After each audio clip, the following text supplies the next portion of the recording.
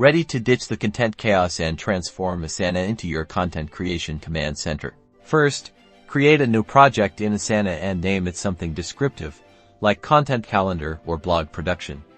Choose the board layout for a visual workflow. Now, set up your stages as columns. Common ones include idea backlog, in progress, review, and published. Next, create individual tasks for each piece of content you plan to create. Fill in the task name, description, assignees, and due dates. Customize your tasks by adding custom fields like content type, target keyword, and status to track the specifics of each deliverable.